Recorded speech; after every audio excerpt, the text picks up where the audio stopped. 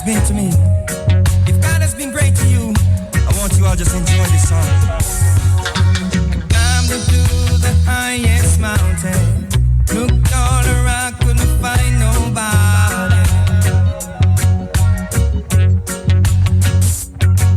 Went down into the deepest valley, looked all around and never find nobody.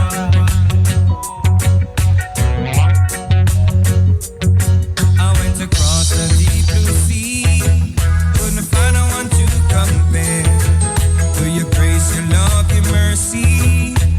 Nobody greater than you.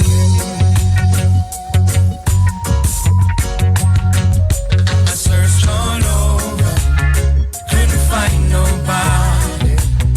I looked high and low, still couldn't find nobody.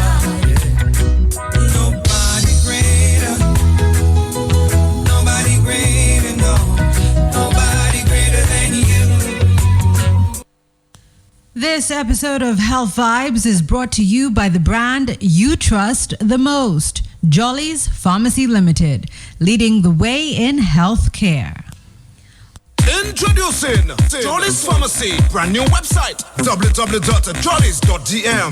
It's your time to jump the line. Shop now at jollys.dm and have your items delivered in the comfort of your office. No more standing in line. No need to use your lunch hour to shop. Hassle-free shopping, safe and secure. Jollys.dm features rush delivery 1 hour, in-store pickup, regular delivery 5 p.m. Cut-off time 4 p.m. It's your time to jump the line.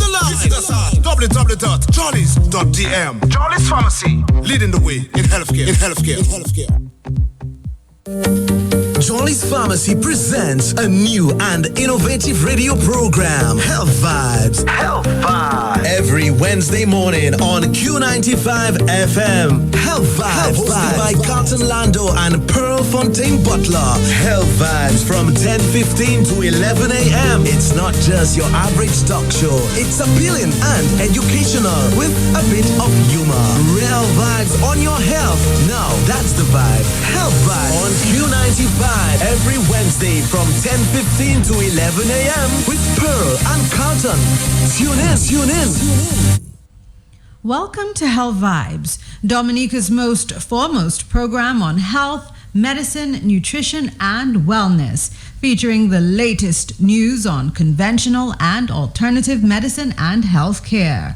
Now here's your host, Carlton Lando, and co-host, Pearl Fontaine Butler. It's beginning to look a lot like Christmas. Yeah. Especially in this studio. It is looking like Christmas in QFM, I can tell you that. Well, good morning, Dominica. We are so happy to be connecting with you on another episode of Health Vibes, your very own talk show brought to you by the brand you trust the most, Jolly's Pharmacy, your number one pharmacy for all of your pharmaceutical needs. Again, it's a beautiful sunny day today. We know that there are tourists in town, and one of the things that I have noticed, Pearl, is that there is top security everywhere. I don't know if you've seen so many young people who have been employed with blue polo shirts, that's right, back security, that's right. And they have their walkie-talkies and everything, and I'm really impressed with that. Are they security, really? Yes, they are security. Okay. They cover all the way by the St. Martin's School, by the cathedral, Very interesting. the entire area where tourists would normally walk around. All at the botanical gardens, you will find them. Very I think that's a interesting. very good initiative by the Ministry of Tourism, though we're talking about health this morning. And let me again thank everyone who really came to the funeral, showed up to the funeral of Mr. Jolly, and showed your last respect. We truly appreciated it. We know many people wanted to come, but the weather. Even those that didn't come, Yes. or who weren't able to make it, but they sent flowers, Yes, cards, well wishes, right. messages on Facebook, Yes. text messages, even calls to the family. We really wanted to extend. Because I know, Pearl, there our were 2 gratitude. busloads of people that were coming from the north end, and they couldn't pass from Akwesri, and they had to turn back. And so we really want to say a big thank you. Pearl, what's happening this morning in health news? I Well, know you have some items for us. Oh, yes. We have some news items this morning. So Egypt arrests organ trafficking ring. Grooming your pubic hair linked to increased STI risk. Never heard that before, but our discussion for today is also on poisons. How aware are you of the poisons in your home? So join Carlton and I as we discuss these poisons. We're going to take a quick break and we'll be right back with the news. Right. At Jolly's Pharmacy, your health and wellness is our passion. No wonder Jolly's Pharmacy provides the widest variety of the highest quality vitamin supplements and remedies for your lifestyle activity and nutritional needs. Take care of your body. Get the multivitamins advantage supply to enhance, promote, improve, repair, and revitalize your body. Jolly's for the complete line of preventative and curative health supplies and tonics. Rejuvenate with men's and women's one-a-day tablets. Boost concentration. Tricentrum Silver and omega-3s to build your immune and nervous system functions, strengthen your cardiovascular system, boost bone health. For stamina, get all your natural balanced megavites herbal supplements, men's daily formula for sexual energy and function, soap palmetto plus supplements to soothe joint pain. Feel like a dynamo, get up and go, catch back your mojo at Jolly's, Dominica's principal healthcare pharmacy. Why? Because you deserve more from a drugstore.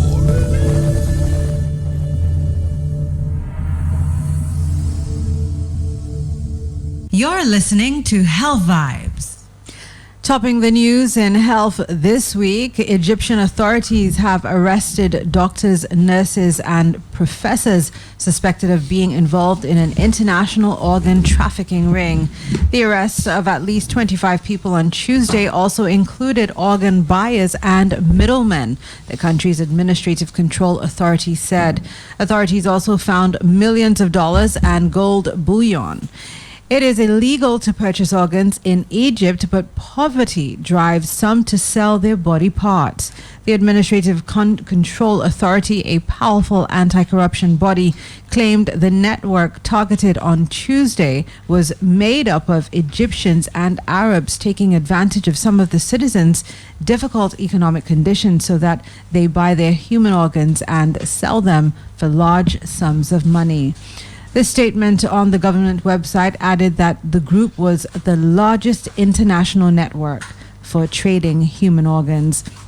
It was also said the investigation, which also involved the health ministry, focused on a group of private hospitals and health centers, both licensed and unlicensed, where transplants and organ harvesting took place, according to the Reuters news agency. Authorities have also seized computers and documents from the 10 centers. The arrests follow years of concern over the illegal organ trade in Egypt. Carlton. This is absolutely terrible. What are your thoughts on this? I have seen a documentary on this, and I can tell you it is really heart-wrenching. I think it is barbaric. Many times they have actually even inflicted that type of barbaric act even on vagrants. You know, just taking off their kidneys, their livers, and actually they would have their ice pack coolers and just put the organs in there and then go with them. And many of these people, you know, would have died. So I think it's a very barbaric act. I think it is one that concerns the entire world, particularly the World Health Organization and the other agencies that has to do with human rights as well. So I think it's something that, I mean, it's really illegal and should have absolutely no merit at all. That's right. In more health news, the BBC reported yesterday women and men who regularly trim or remove all their pubic hair run a greater risk of sexually transmitted infections. A survey of around 7,500 Americans aged between 18 and 65 years old found, quote, groomers had a higher rate of sexually transmitted infections, STIs, such as herpes. The study speculated that grooming could lead to small cuts in the skin, micro tears, which could make a person more vulnerable to catching certain types of STIs that can be spread via skin-to-skin contact, such as the human papilloma virus, HPV.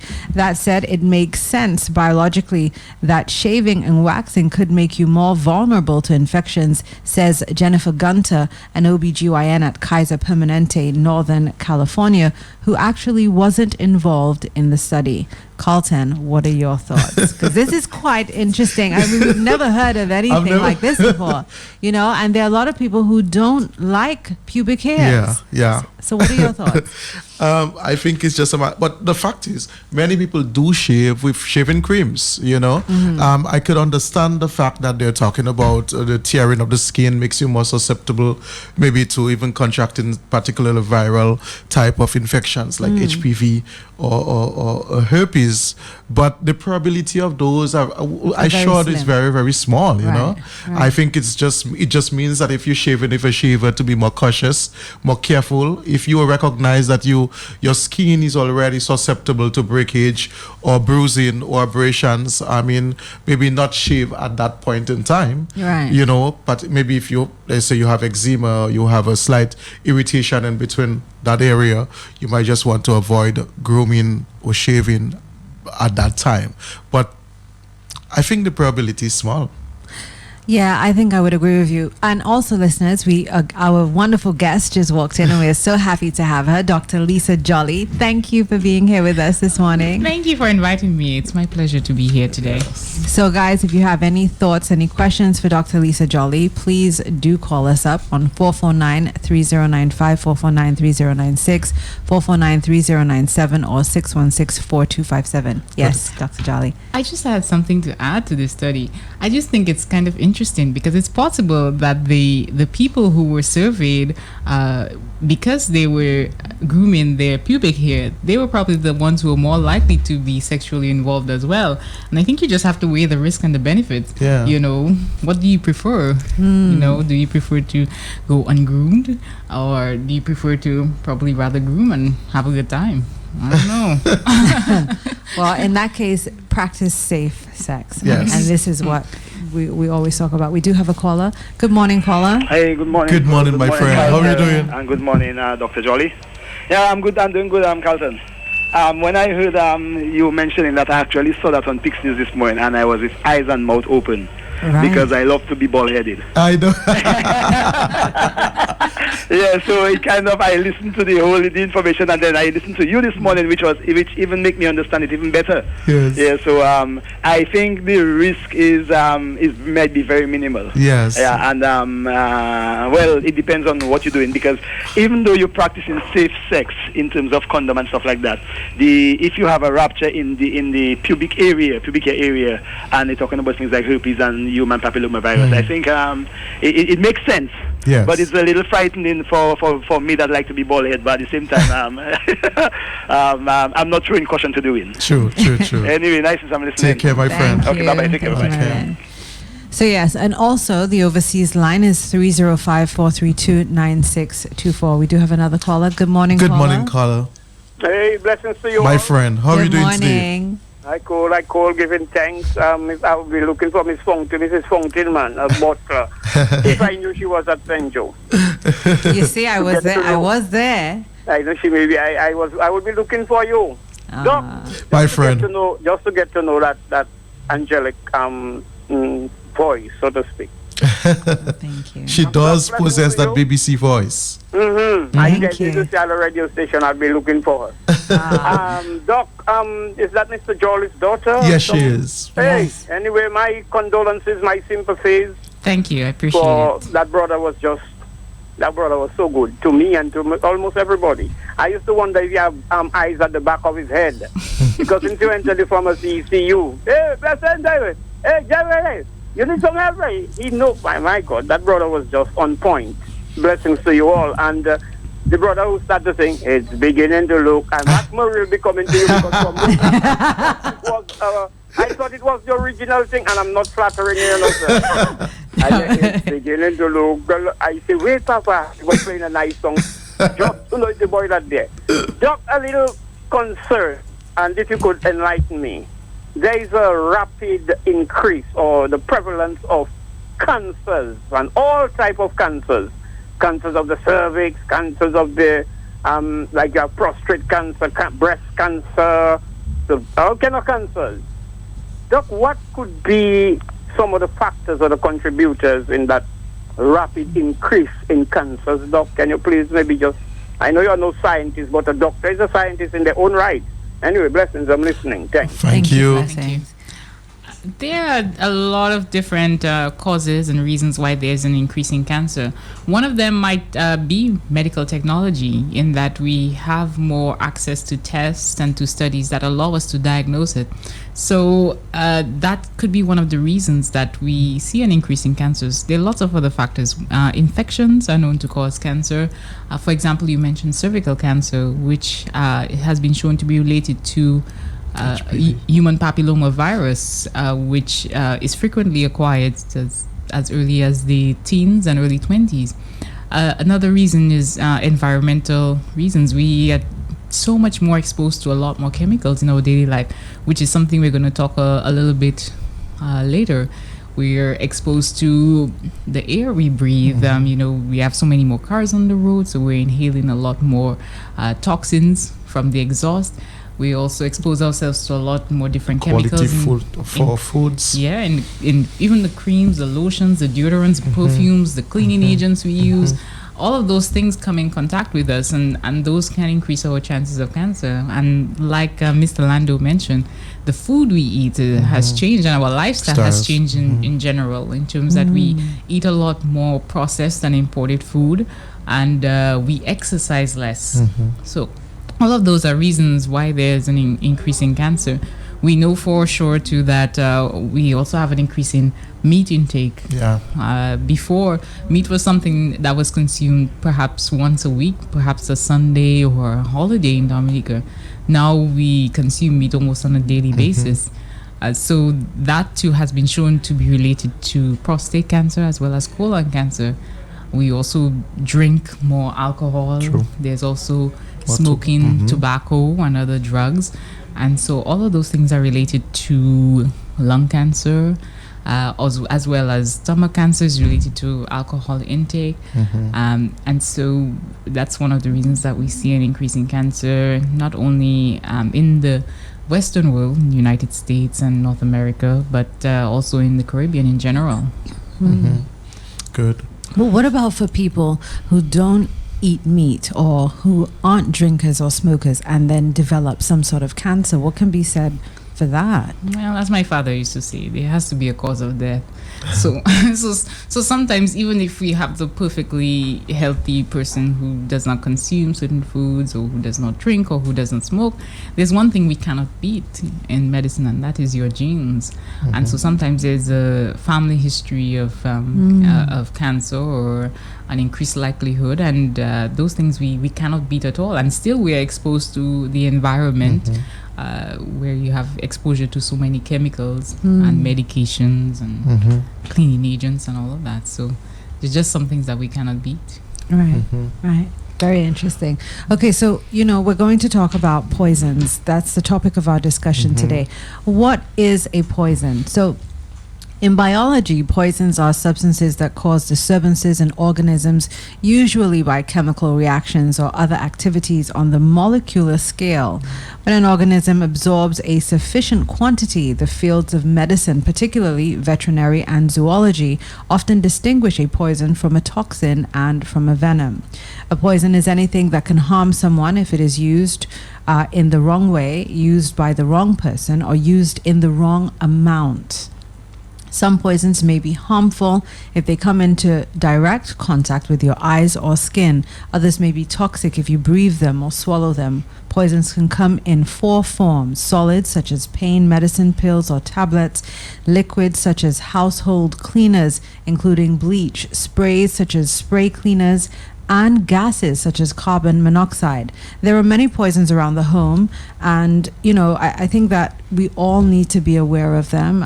I think that sometimes we use our cleaning agents in a way and we're not protecting our hands or our feet, and our skins do absorb these things. But Carlton, you did a lot of research on this, and we have Dr. Jolly in the house who's going to really expound more on it. But tell us some of the things that you found. Well, basically, I mean, you you elaborated quite well on the definition of poison, but in a very precise way. It's a substance that when it's introduced or it's absorbed by any living organism, it may cause injury or even death to that organism. So any substance that can be used or misused in large amounts or small amounts, that can actually destroy a living organism. So whether it's a human being, whether it's an animal, whether it's a plant, once it's a living organism, that can be considered a poison. But basically what we know is that children are more susceptible to poisoning, particularly the misuse or even the unintentional form of poisoning. So you find, because children are inquisitive, they're adventurous, they are ignorant to the fact that those chemicals or substances are dangerous, they are more susceptible to actually know the difference between what is a poison and what isn't a poison. And so that's why we're going to be talking and exploring what we need to do in the homes relating to proper storage of poisons. Your medication can become a poison. Right. And a simple thing as that, like your iron tablets. One of the things that we see happening, particularly in our cultures, is that we see, and I'm sure Dr. Jolly can attest to that, and you can attest to that. We've seen people actually giving their children bottles to drink. Little children, they will introduce them with a bottle and just put it in their mouth. And rather than taking the drink or the substance and pour it in a glass and giving them to drink, you just give them the cocoa, you'll just give them. And then the children get accustomed to that type of practice. And anything that they see, they would actually just take it and put it in the mouth. Right. We see people, let's say you would have had bleach in a container and the bleach is finished, you would rinse the container, refill it with some water and store water in it or store something else in it. That too is hazardous, and we see people doing things like that. Yes. We see people leaving certain paints, filters, detergent, solvents, ammonia, anything like that in places in the house that is not secured. They're not locked. Any child can have access to it. One of the things that we see happening, years ago, you would find a vase with some plant or flower on the table. Now you see prescription drugs on the table in a basket or in some type of storage form on the table, sitting. Your 4-year-old child sees you popping this every morning and thinks it's candy. And that child, you're not wrong, you might be taking a nap, she climbs up, goes on the chair, gets into that container and takes the medication because they're very pretty. They might have different colors, they might think it's Skittles, and begin to eat. And you're not aware, you get up, you find the child unconscious. So those are just little scenarios just to introduce the topic, why it's relevant, what we need to know. And I'm glad that we have a doctor where, as a pharmacist, I could give some information relating to it. But some of the very common research was done in Jamaica, and they found 89% of accidental poisoning occur in the home. And then they said some of the major culprits were detergents, bleach, drain cleaners, polishes, disinfectants, batteries, dishwashing liquids, vitamins, minerals, shampoos, cosmetics, perfumes, even things that were stored in the garage, like rat poison. You have the solid rat poisons. Now you might put a few drops in the house. Your little daughter sees it on the floor and glues, paints, lighter fuels, certain plants in the house. One of the main plants that we see happen is the danquina. It's a very beautiful plant. It looks like a dashing leaf. It's usually green and white, and we put it in flower pots in our house. It's extremely, extremely poisonous when absorbed by the mouth. And so that too. So even some of the plants that we have, we have to be very cautious. Careful. You know what? One of the things that I read was that household consumer products injure 33.1 million people in the United States alone every year. And these incidents cost $800 billion in related expenses from death, injury, or property damage. Even scientists are starting to believe that the chemicals found in a wide variety of the goods we use every day may be more toxic than previously thought. So we need to be very careful. And there are some things as well where we talk about detergents, but there's some things that we need to use, and that's okay to use. But when they're used in excessive quantities, then they become toxic. For example, one of the things that I read about was DEET, which is commonly used for insect repellents. And so now we've had, the past couple of years, we've had chikungunya, and then we've had Zika, and a lot of people are using the insect repellents that have DEET in them. However, when used excessively, that too can become toxic. And so we have to be aware of, the quantities of the appropriate quantities of those chemicals that we can use, and perhaps to even avoid those that are toxic, especially when it comes to children, and use the DEET-free compounds for insect repellents instead. Right, and there's some of us that have OCD, okay? And when cleaning, or like I'll give an example, cleaning the bathroom, you might pour bleach and then use another detergent or something else, and then the mixing of that makes it so much more potent that it can really affect you. You start choking. Yeah, your nose you cannot breathe. Your eye starts burning. Oh my God.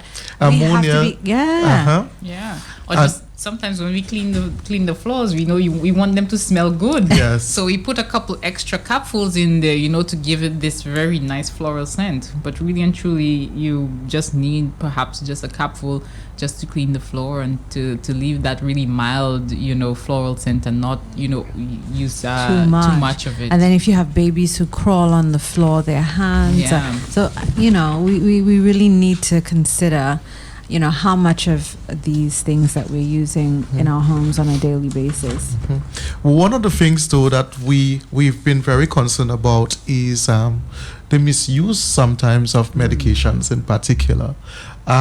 Particularly in our culture, paracetamol is one of those medicines that people misuse. And sometimes I would use the word, cautiously abuse.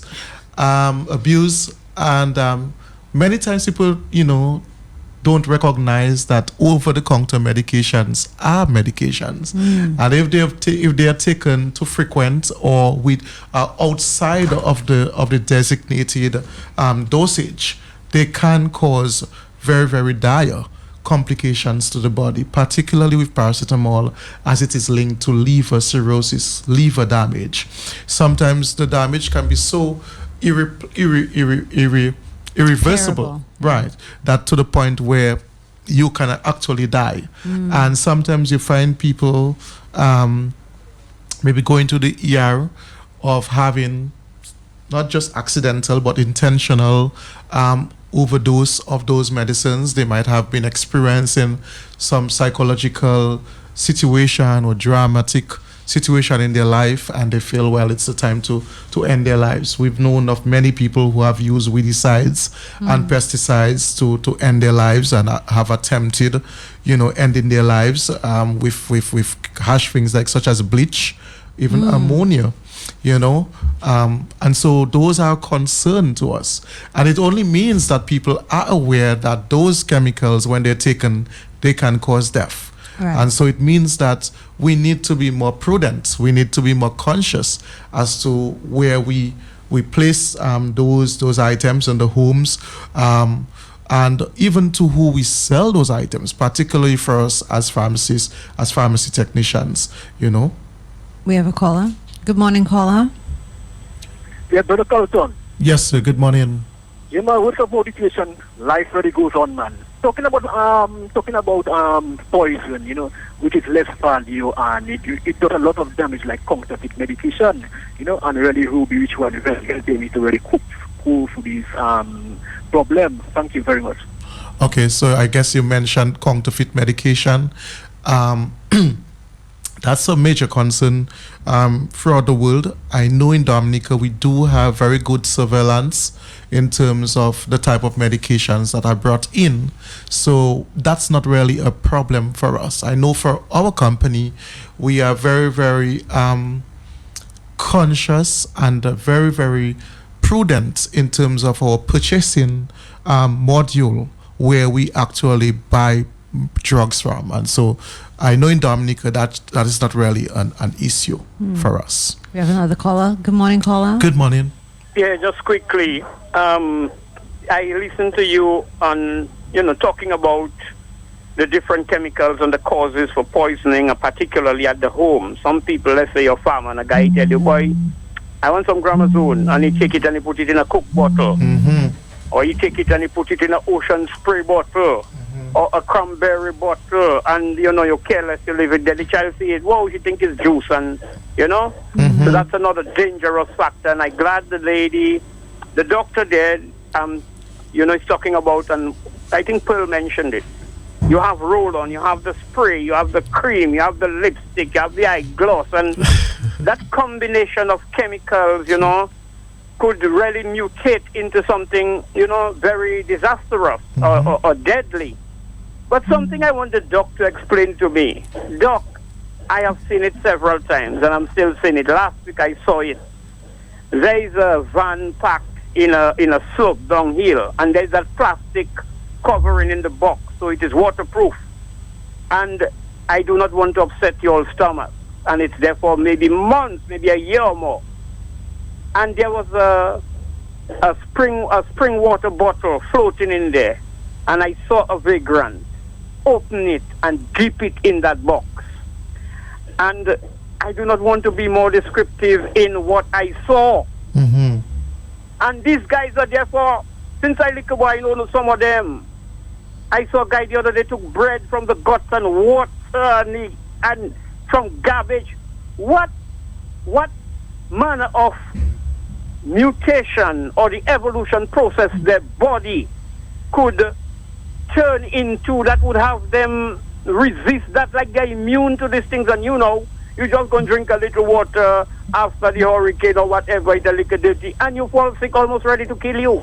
And they're eating all manner of filth, and they're there. I don't know if God is trying to punish us that think we're so much. He's leaving them there, and we are dying. What's up with that? True. Can somebody explain to me, please? That's a good observation. That's a very good observation. Yes. We'll let Dr. Jolly answer. I don't know. I don't know the reason for that. I wonder sometimes, because there are some folks who drink a lot, they smoke a lot, and they're fine. They live into their 80s, 90s. And you sometimes are very health conscious, and you buying everything organic. You don't smoke, you don't drink, you barely go out to a party, and then you fall sick. So I don't know what it is, but maybe it's become immune system. Maybe you develop some immunity to some of these I think bacteria. so too. Yeah, after a while. I read something one day that said a woman who had just had a baby was very concerned that her child was going to get sick. And the mother said, if you don't want your child to get sick, I'll tell you what to do. Go in the backyard, take some dirt, pour it in a glass of water, and make them drink it.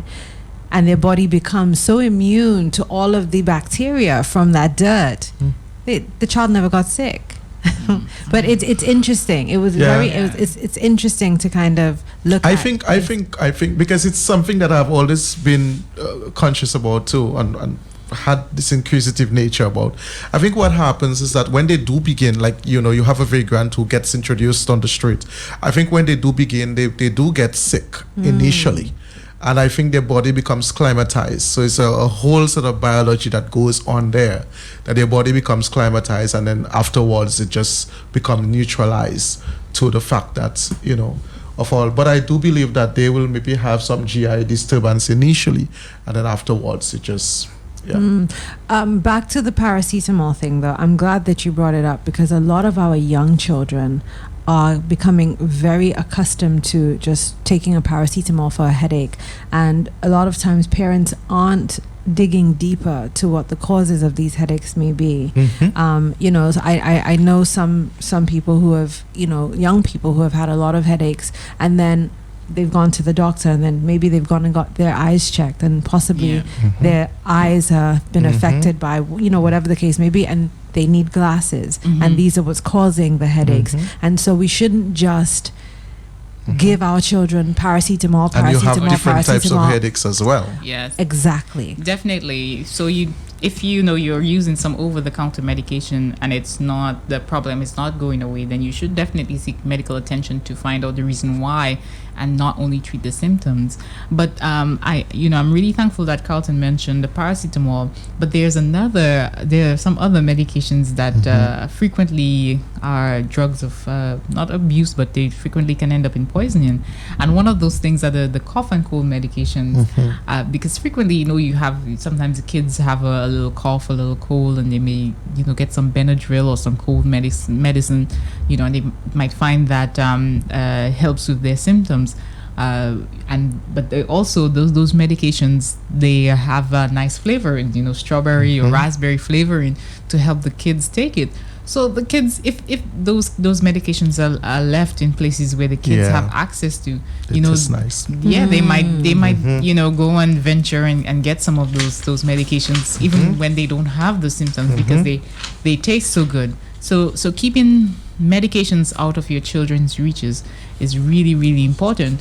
The other one are the vitamins, and they have very nice flavors as well. And now they come in gummy bears and the other nice little shapes like Flintstones and that sort of things.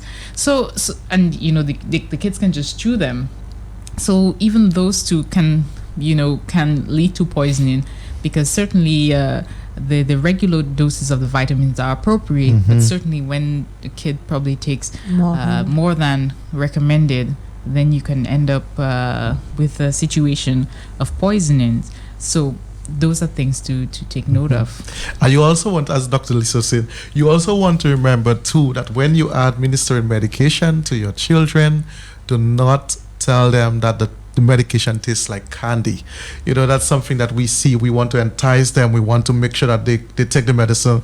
And when you say that to your child, it means that the child will not know the difference. And so they think, well, all medication is candy. You've stuck that in their mind, and then they will find themselves wanting to take it over and over and over again, particularly if it has a nice taste. So you want to remember that.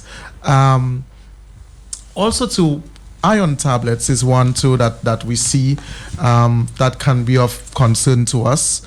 Too much iron, if you have an overdose of iron, that too can cause major stomach complications for you. Mothballs, what we call camphor balls. We see that in the house a lot. People drop them, put them in their clothing, and children find them. They smell nice. They put them by their nose. They smell them. Even smelling this too frequently can become hazardous. One of the things that I read about mothballs was, it said, since moths chew holes through clothing and other textiles, people pack away these stinky repellents to kill them. But studies on one active ingredient in some repellents, it's called paradichlorobenzene, found that it can cause cancer in animals. And other types of mothballs use another active ingredient, which after prolonged exposure can damage or destroy red blood cells, and which can also stimulate nausea, vomiting, and diarrhea. Yes. Quite interesting. Right. We see that a lot. Even batteries, you'll find, I remember as a boy, you would find an old battery in the yard and you'd stick your tongue on it, to get the stinging electrical effect. Who and does children that? played that. Children played with those Carlton, things. did you do that? I did that. Yes. I know though that kids also, they swallow batteries, like the flat And ones. that's So dangerous. that is dangerous. Yes. Because batteries usually have lead in them. And so these are things that many times we don't pay These attention to. These are what you have to stay away from. Yes, but those can cause major complications and even death in children.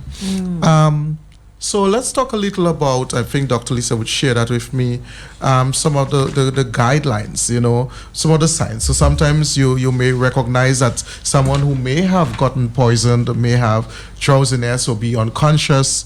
They may have difficulty breathing. They might be agitated or restless. They may experience some seizure. You may recognize a no pulse or low pulse.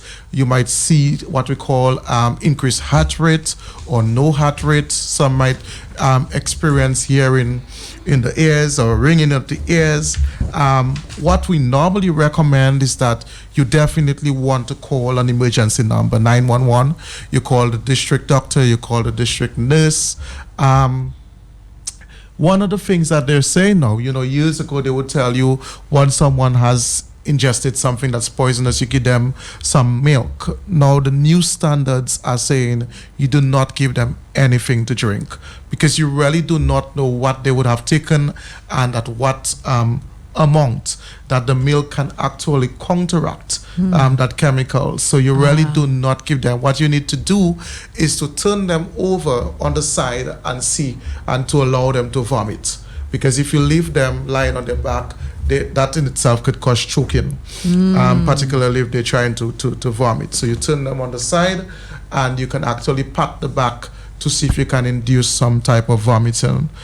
You want to ensure that you loosen up the person's clothing if they're wearing some type of clothes. You want to loosen them up. You want to aerate the room so that they can get some oxygen circulating there. But you do not give them anything to drink. That surprised me too.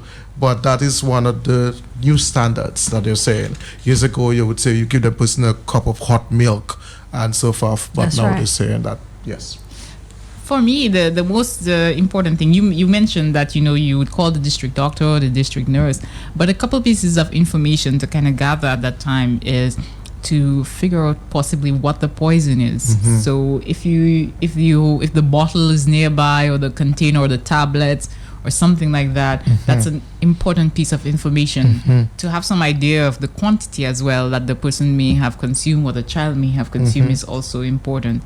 And so those are just two important things that they will want to know, because that will determine if they can do anything and what, if anything, that you can do to help the situation at that point in time. So if you go into the casualty or the emergency room, you can also bring those containers with you.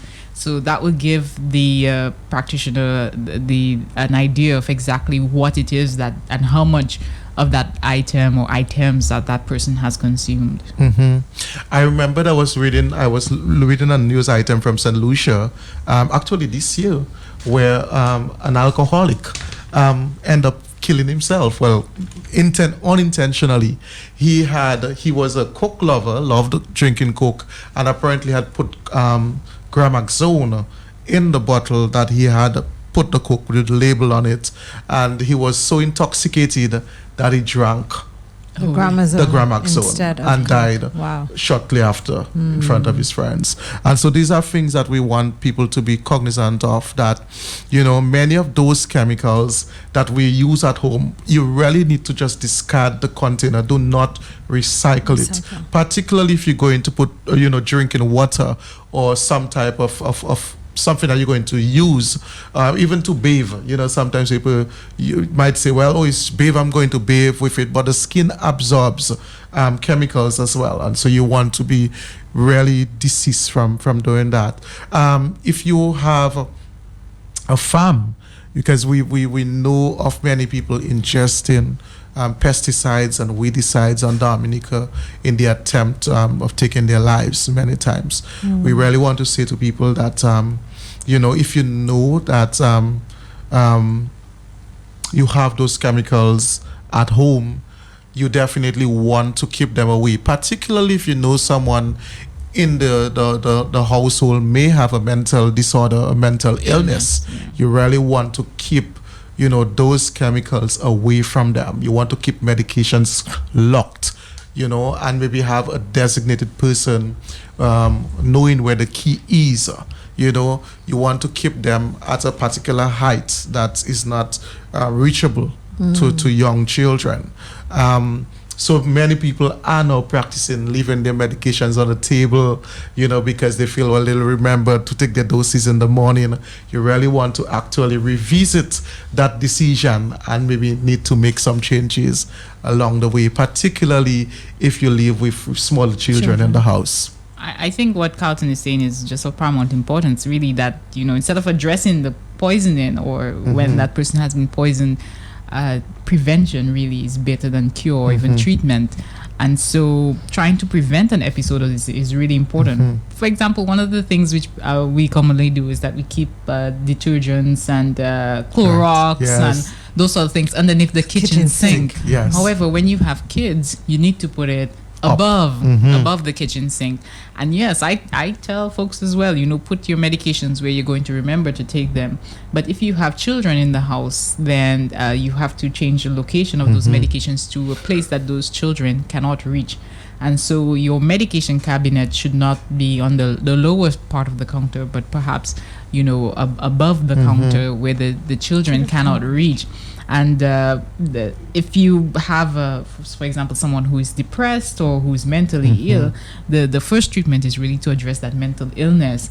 And so if there is that concern, or you notice there is a friend or family member, the approach really is to address that depression or mental illness, and then keep those poisons, if you have them or you're away from them, so that they will not take them in an attempt to end their life. I mean, this topic is so vast. I mean, because there's poisons in almost everything that we use in our clothing. Some clothing is made of formaldehyde. When you feed your baby with bottles, there's BPA. I mean, all different kinds of things, even on mattresses. I mean, we just have to be very cognizant and conscious of what we're doing and what we're putting in our systems. I know, that's why I say stick to the natural, go with your little coconut oil and, nowadays they are coming up with formulations now that have less toxic chemicals, especially the laundry detergents that you use for kids' clothing or the containers. You can get those. Unfortunately, they're probably a little more pricey. Yeah, so they're more difficult to get, but it is possible though. So we just want to leave some tips with you as we go along. The do's. So we say use containers with child-resistant caps.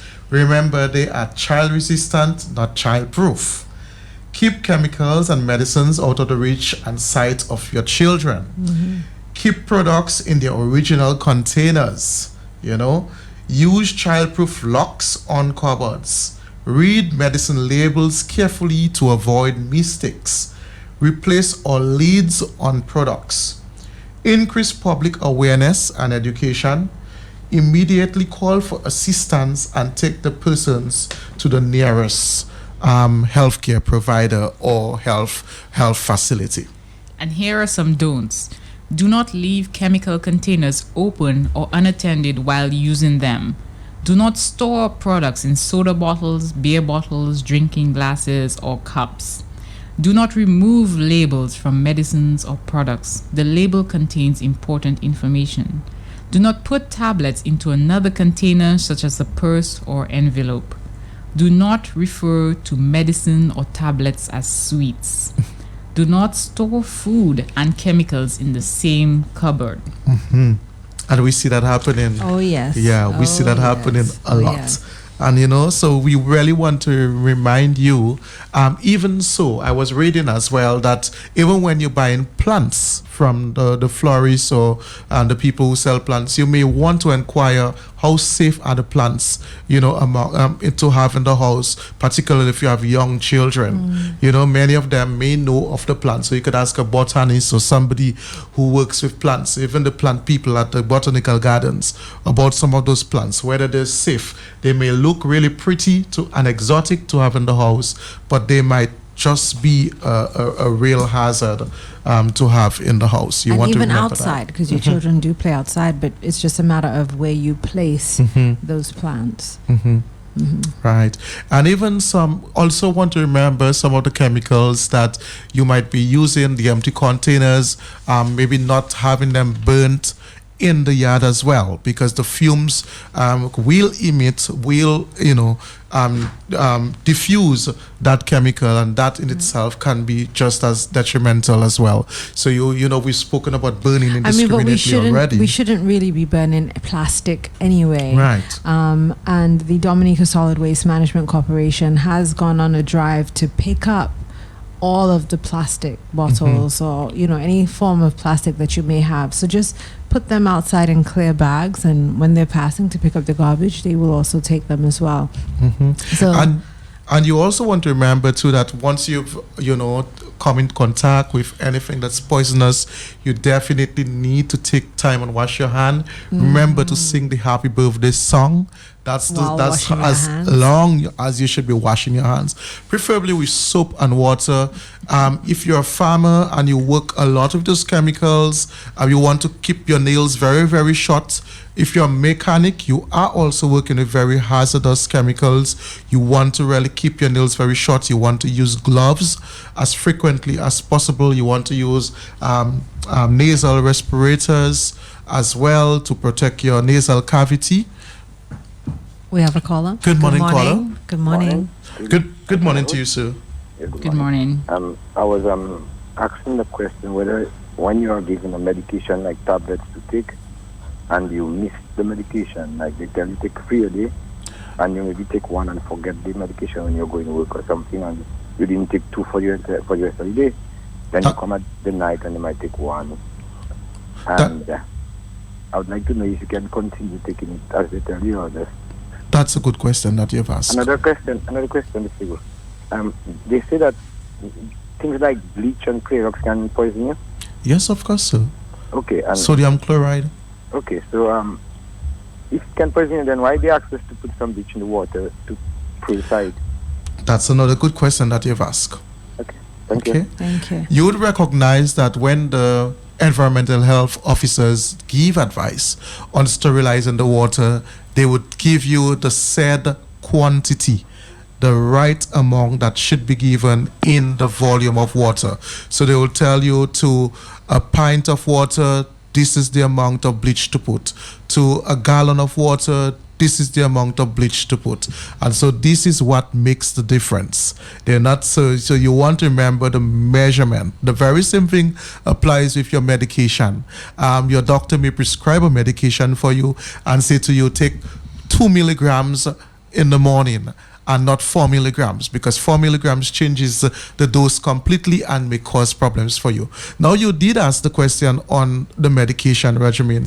That is a good question that we often get, and we say to people, if you have forgotten your dose, just completely forget it, particularly if it's a 1 a day medication. We could say to you, unless you forgot to take it in the morning, we'll say, well, you could take it in the evening, or you could take it in the afternoon. Again, it depends on the type of medication that is prescribed. But let's say you are on a birth control, okay, and you forgot the dose yesterday.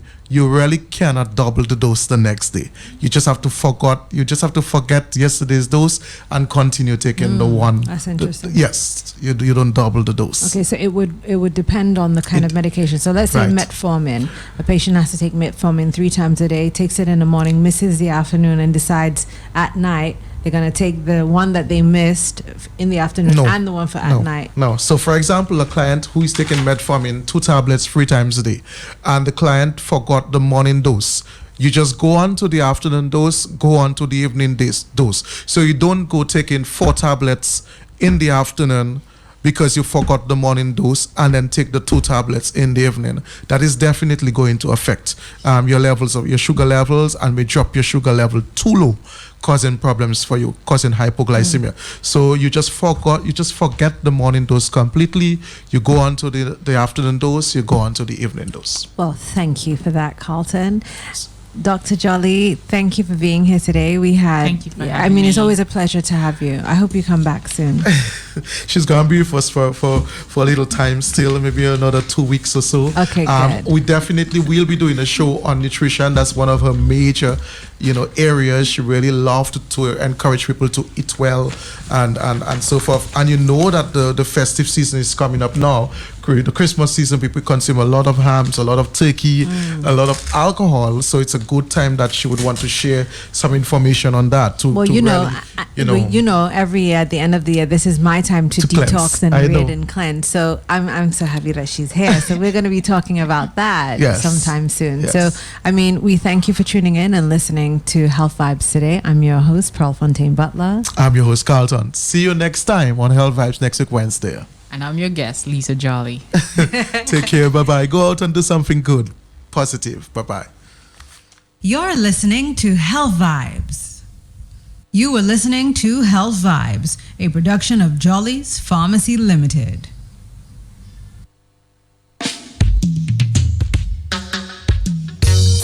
Hey, my name is Mr. Vegas, and I just want to take time out to tell you how great God has been to me.